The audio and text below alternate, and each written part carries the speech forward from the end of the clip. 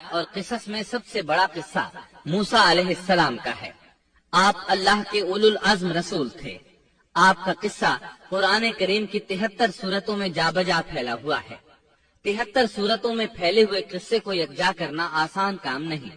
ایسے واقعات کی جزیات کو قرآن و حدیث کی چھلنی میں سے گزارنا انتہائی ضروری ہے۔ تو آئیے سنتے ہیں قصہ سیدنا موسیٰ علیہ السلام کا۔ اللہ تعالی سورۃ القصص آیت 1 تا 3 میں فرماتے ہیں، شروع اللہ کے نام سے جو بڑا مہربان نہایت رحم والا ہے۔ طا سین میم، یہ روشن کتاب کی آیات ہیں۔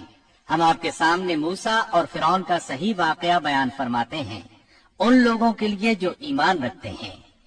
ان آیات میں اہل ایمان کے لیے نصیحت اور یاد دہانی ہے، جبکہ انہی آیات میں فاسق، نافرمان اور کجراؤ لوگوں کے لیے ڈراوا اور وعید ہے۔ فرعون یعنی ولید بن مصعب بہت جابر اور ظالم شخص تھا۔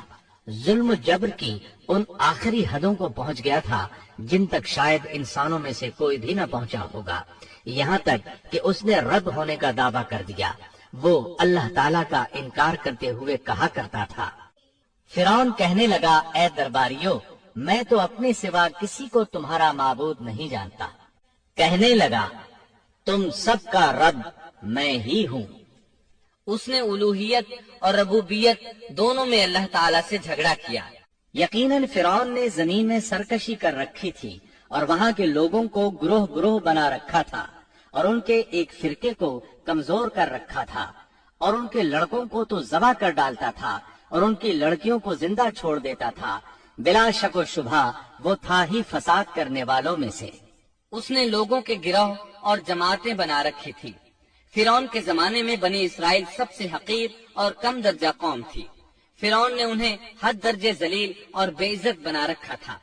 سبھی کو معاشرے میں نچلے طبقے میں شمار کیا جاتا تھا، جبکہ مصر میں یہی لوگ شاہانہ زندگی گزارا کرتے تھے۔ فرعون نے اعلان کرا رکھا تھا کہ بنی اسرائیل سب کے سب غلام ہیں۔ وہ ان سے زر خرید غلاموں کی طرح مزدوری لیا کرتا تھا۔ ان کی عورتوں سے لونڈیوں باندیوں جیسا برتاؤ کیا جاتا تھا۔ وہ جو چاہتا تھا ان سے کرتا تھا۔ اس نے یہ حکم اپنی رعایا میں عام دے رکھا تھا۔ مصر کے باشندے اعلیٰ درجے کے لوگ سمجھے جاتے تھے، وہ قبطی کہلاتے تھے۔ فرعون نے بنی اسرائیل کو غلام اور محکوم بنا رکھا تھا اور اس نے ان میں سے ایک فرقے کو کمزور کر رکھا تھا۔ بنی اسرائیل اس ذلت سے نجات پانے کا انتظار کر رہے تھے، اور اس کی وجہ یہ تھی کہ انہیں ایک بشارت ملی ہوئی تھی۔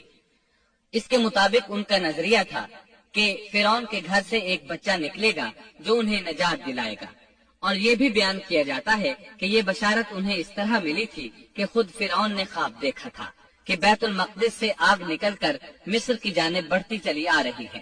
وہ آگ مصر میں موجود تمام لوگوں کو جلائے ڈالتی ہے، مگر اس آگ سے بنی اسرائیل کے گھر محفوظ رہتے ہیں۔ فرعون نے اس خواب کی تعبیر کاہنوں سے پوچھی۔ وہ کاہن اس کے نزدیک عالم تھے۔ انہوں نے خواب کی تعبیر یہ بتائی کہ بنی اسرائیل میں ایک بچہ ایسا پیدا ہونے والا ہے جس کی وجہ سے مصریوں کی ہلاکت ہوگی۔ یہ تعبیر سن کر فرعون ڈر گیا۔ تب اس نے ایک خوفناک حکم جاری کیا، بنی اسرائیل میں جو بچہ پیدا ہو اسے قتل کر دیا جائے۔ اللہ کی قدرت دیکھیے کہ ہارون علیہ السلام اس سے پہلے پیدا ہو چکے تھے اور موسیٰ علیہ السلام کی والدہ امید سے تھی۔ فرعون نے اپنا حکم یوں جاری کیا تھا کہ اگر ان کے ہاں بیٹے پیدا ہوں تو انہیں قتل کر دو، بیٹیاں پیدا ہوں تو انہیں زندہ چھوڑ دیا جائے۔ چنانچہ ایسا ہی کیا جانے لگا۔ ہر نو مولود بچے کو قتل کیا جانے لگا، بچیوں کو چھوڑ دیا جاتا۔ یہ تھا بچوں کو ذبح کرنے کا حکم جو بنی اسرائیل میں شروع ہوا۔ اس کا طریقہ انہوں نے یہ اختیار کیا کہ ہر حاملہ خاتون کی نگرانی شروع کر دی۔ دایا عورتوں کے ذمے یہ ڈیوٹی لگائی کہ حاملہ مستورات کی اطلاع دیں گی، اور جو دایا اطلاع نہ دیتی اسے بھی قتل کر دیا جاتا۔ اس طرح فرعون اور اس کے وزیروں کو ہر نو مولود سے باخبر رکھا جاتا تھا۔ ان دنوں سیدنا موسیٰ علیہ السلام کی والدہ اپنے حمل کے ابتدائی دنوں میں تھی۔ انہوں نے اس بات کو چھپائے رکھا اور دایا کا کام کرنے والی عورتوں سے بھی خود کو چھپائے رکھا، یہاں تک کہ درد ذہ کا وقت آ پہنچا اور انہوں نے بچے کو جنم دیا۔ اس بارے میں سوائے قریبی لوگوں کے کوئی نہیں جانتا تھا۔ बच्चे की पैदाइश के बाद वो फिक्रमंद रहने लगी। हमल के दिनों में तो उन्होंने खुद को छुपा लिया था, अब बच्चे को कैसे छुपाएं?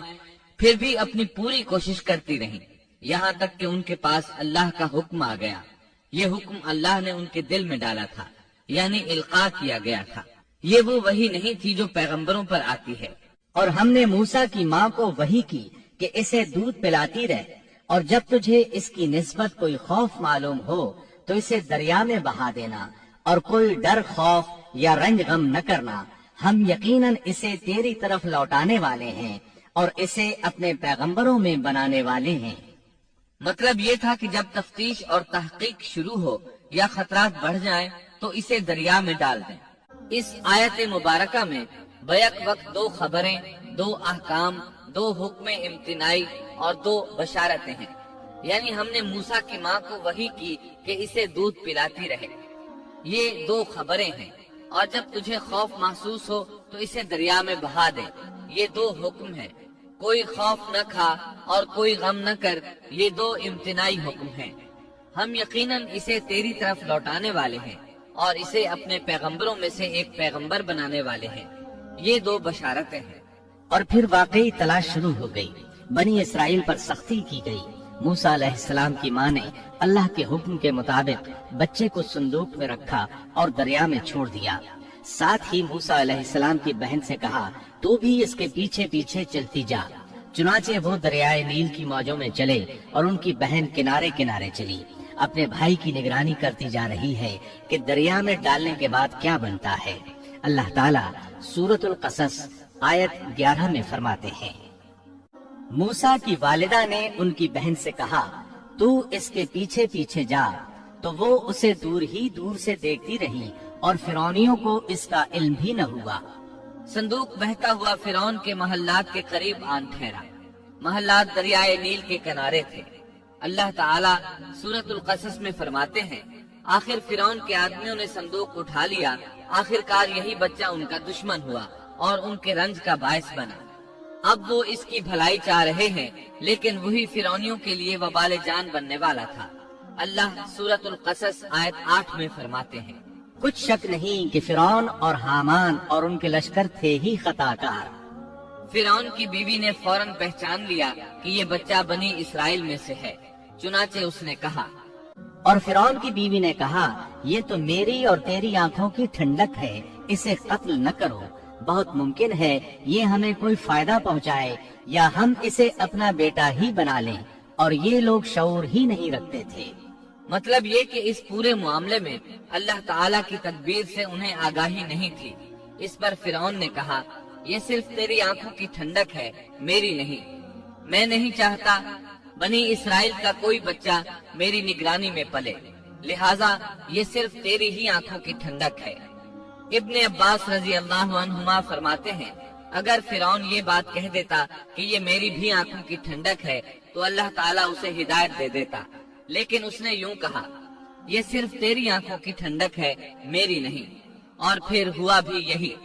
मूसा अलैहिस्सलाम आसिया की आंखों की ठंडक बन गए, फिरौन की आंखों की ठंडक न बने। अल्लाह ताला सूरतुल कसस आयत 10 में फरमाते हैं, और मूसा की वालिदा का दिल बेकरार हो गया। यानी उसका दिल मूसा अलैहिस्सलाम की याद के अलावा दुनिया की हर चीज से खाली हो गया। माँ की मोहब्बत और माँ के दिल का हाल जरा देखिए। मुसीबत में उस पर क्या गुजरती है। वो मेहरबानी जो माँ के दिल में होती है, वो मोहब्बत जो सिर्फ उसी दिल का खासा है। हम मर्दों की जमात इस कैफियत को नहीं जानती जो मुसीबत के वक्त माँ के दिल पर गुजरती है। चुनाचे अल्लाह ताला फरमा रहे हैं, और मूसा की वालिदा का दिल बेकरार हो गया। यानी मूसा अलैहिस्सलाम की मोहब्बत के सिवा उस दिल में और कुछ न रहा। हर वो चीज जो उसे दुनिया में प्यारी थी मूसा की मोहब्बत पर गालिब न आ सकी। बस दिल में मूसा ही मूसा थे। अल्लाह ताला सूरतुल कसस आयत 10 में फरमाते हैं, करीब थी कि इस वाक़े को बिल्कुल जाहिर कर देती अगर हम उनके दिल को ढारस न दे देते। ये इसलिए कि वो यकीन करने वालों में रहे। अब देखिए अल्लाह ताला के काम। उनके नूरे चश्म को किस तरह उनकी तरफ वापस लौटाया। बच्चा जब महल में पहुंचा तो उसने दूध के लिए रोना शुरू कर दिया। उसके पास दूध पिलाने वालियां लाई गईं। لیکن بچے نے کسی عورت کا دودھ نہ پیا. آخر وہ بچے کو اٹھا کر باہر لائے. اللہ آیت 12 میں فرماتے ہیں، اور ان کے پہنچنے سے پہلے ہم نے موسیٰ پر دائیوں کا دودھ حرام کر دیا تھا. جو عورت بھی آپ کو دودھ پلانے کی کوشش کرتی ناکام ہو جاتی. اب ظاہر ہے یہ رکاوٹ تو اللہ تعالیٰ کی طرف سے تھی، کوئی دودھ پلانے میں کامیاب ہو بھی کیسے سکتی تھی.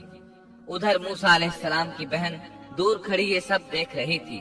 سورۃ القصص آیت 12 میں ہے، یہ کہنے لگیں، کیا میں تمہیں ایسا گھرانہ نہ بتاؤں جو اس بچے کی تمہارے لیے پرورش کرے اور ہوں بھی وہ اس بچے کے خیر خواہ. انہوں نے پوچھا، اے بچی تو کیسے جانتی ہے کہ وہ اس بچے کی خیر خواہی کریں گی؟ بچی نے جواب دیا، اس لیے کہ وہ ایک غریب گھرانہ ہے. جب انہیں معلوم ہوگا کہ یہ بچہ فرعون کے گھر سے آیا ہے تو انہیں انعام و اکرام ملنے کی امید رہے گی. اس گھر میں ایک نیک سیرت خاتون ہے، وہ اس بچے کو بخوشی دودھ پلانا قبول کرے گی. انہوں نے کہا، چلو ٹھیک ہے.